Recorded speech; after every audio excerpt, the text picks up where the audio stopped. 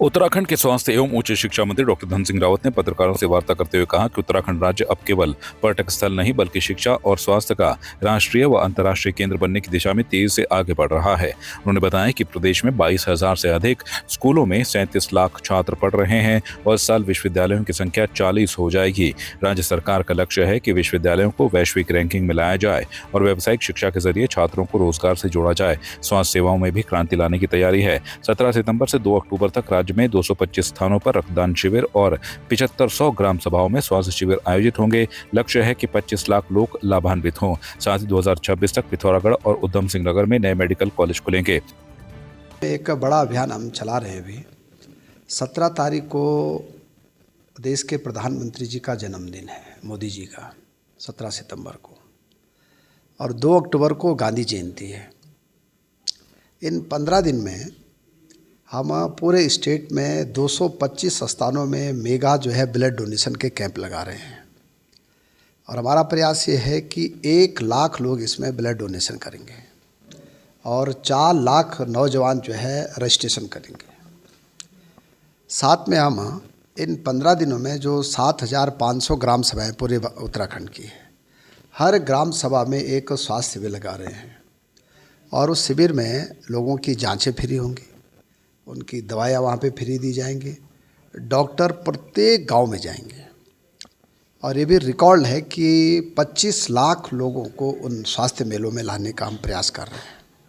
तो एक बड़ा इवेंट हम 17 तारीख से लेकर 2 अक्टूबर करने जा रहे हैं और साथ में एक साल में 2026 तक हम पिथौरागढ़ मेडिकल कॉलेज में रन करने जा रहे हैं और 2026 तक हम उधम सिंह नगर मेडिकल कॉलेज भी रन करने जा रहे हैं। तो हमारे राज्य में अब मेडिकल कॉलेज भी पर्याप्त हो जाएंगे और ये देश का पहला स्टेट है जहाँ की हम 400 बच्चों को MBBS के बाद PG सरकारी खर्चे पे करा रहे हैं, ताकि कोई भी जो स्पेशलिस्ट डॉक्टर है वो हमारे राज्य में 5 साल सेवाएं दे सकते हैं।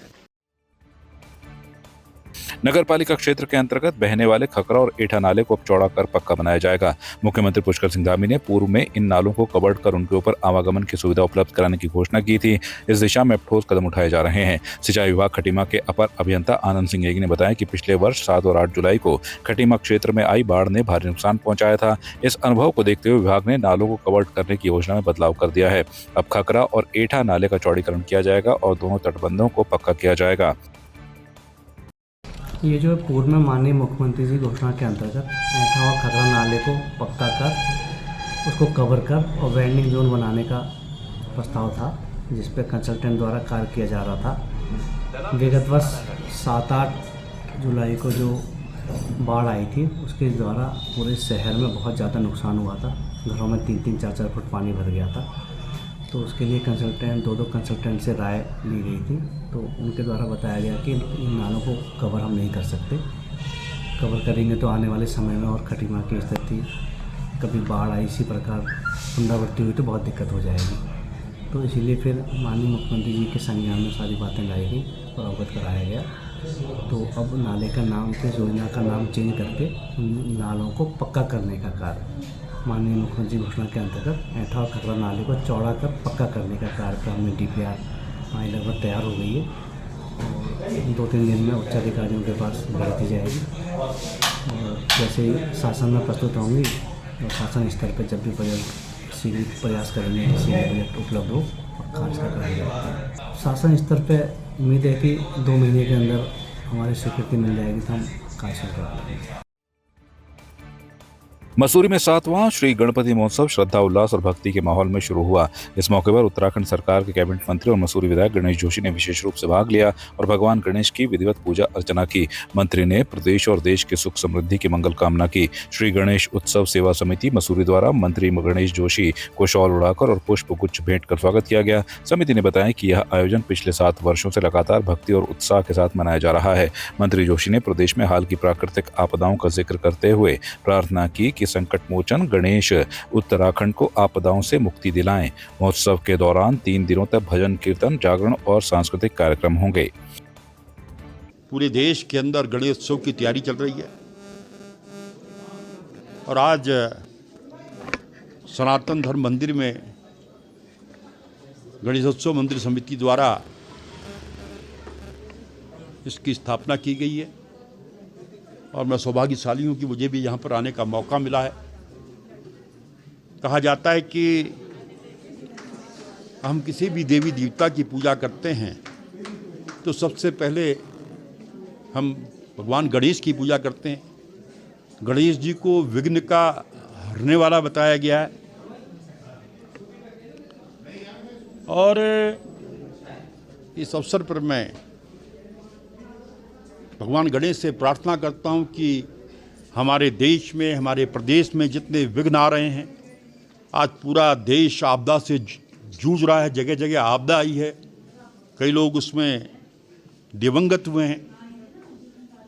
तो मैं भगवान गणेश से प्रार्थना करता हूं कि हमारे सारे विघ्नों को, हमारे संकटों को हरे, हम लोग सुख समृद्ध रहें, ऐसी भगवान से प्रार्थना करता हूं।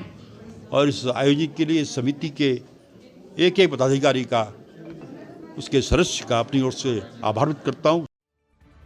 मसूरी में आपदा प्रभावित क्षेत्रों का निरीक्षण करने पहुंचे कैबिनेट मंत्री गणेश जोशी ने अधिकारियों को प्रभावितों की हर संभव मदद के निर्देश दिए। इस दौरान उन्होंने विपक्ष पर तीखा हमला बोला और कहा कि आज विपक्ष के पास सरकार को घेरने के लिए कोई ठोस मुद्दा नहीं है। मंत्री ने 2013 की आपदा का जिक्र करते हुए कहा कि उस समय तत्कालीन सरकार 3 दिन तक निष्क्रिय रही थी, जबकि वर्तमान मुख्यमंत्री पुष्कर सिंह धामी हर आपदा पर खुद ग्राउंड जीरो पर जाकर राहत कार्यों की निगरानी कर रहे हैं। आज विपक्ष के पास मुद्दे नहीं हैं। अगर याद होगा, जब 2013 में आपदा आई थी तो 3 दिन के बाद सरकार की नींद खुली थी। लेकिन आज चाहे धराली की आपदा हो, चाहे पौड़ी की आपदा हो, चाहे थराली की आपदा हो, प्रदेश का मुख्यमंत्री ग्राउंड जीरो पर पहुंचता है, लोगों की मदद करता है, उनको राहत देता है। तो कांग्रेस को लगता है कि आज सरकार को हम यहाँ भी नहीं घेर सकते, क्योंकि विधानसभा के अंदर भी जो हमने आपदा पे चर्चा की बात की तो उन्हें सदन को नहीं चलने दिया। तो इसी प्रकार के अनर्गल आरोप लगा रहे हैं। लेकिन प्रदेश की जनता बहुत समझदार है, वो हर चीज़ का आकलन कर रहे हैं कि जब कांग्रेस सत्ता में थी वो क्या करती थी, आज भाजपा सत्ता में है तो वो क्या कर रही है।